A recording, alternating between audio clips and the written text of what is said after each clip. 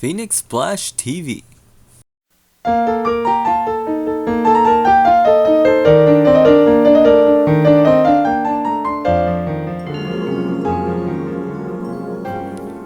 Well, hello and welcome to another Game Analyzer. Did you know that Shenmue is a Christmas story?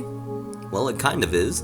Every year around Christmas, I can't help but to play Shenmue 1. It's the same to me as watching that Charlie Brown Christmas special every year.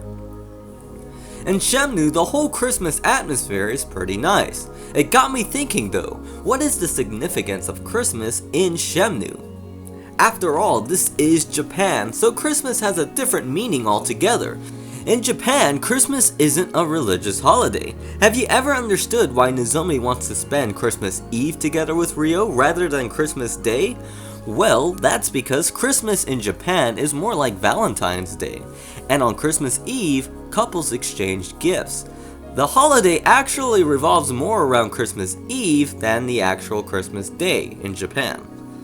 So Christmas is kind of used as a tool to amplify the relationship between Rio and Nozomi. It emphasizes Ryo's dedication to avenging his father, even on that special day. I remember back in the day, I thought you can give the chocolates to Nozomi, but then figured out that Rio was a selfish pig and wants them all to himself.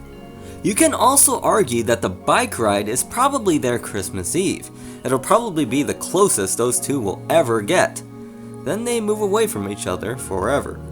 There are some other things that are interesting about Christmas in Shenmue. Did you know that while you're walking in Dobuita, Tom's song is in sync with Jingle Bells? If you stand in the right spot, you can hear a cool remix of Tom's song and Jingle Bells.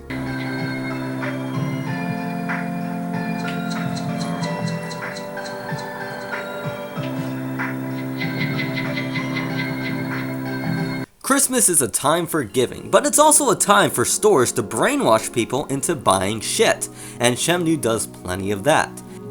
Have you ever wondered why buying only certain items allow you to play the raffle game? The cassettes, potato chips, chocolates, and caramel are the only items that allow you to play the raffle ticket and win prizes.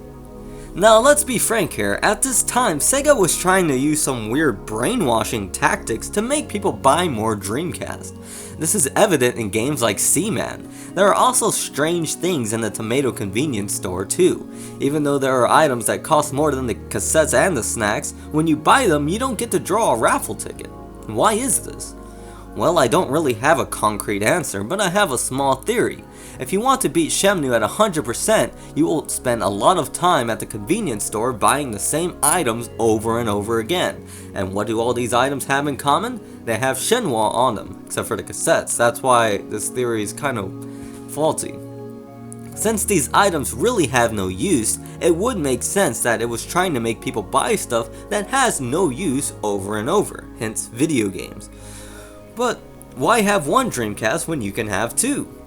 There's also other theories about this brainwashing thing that involves the Mr. Yukawa on the battery pack, and Mr. Yukawa figures.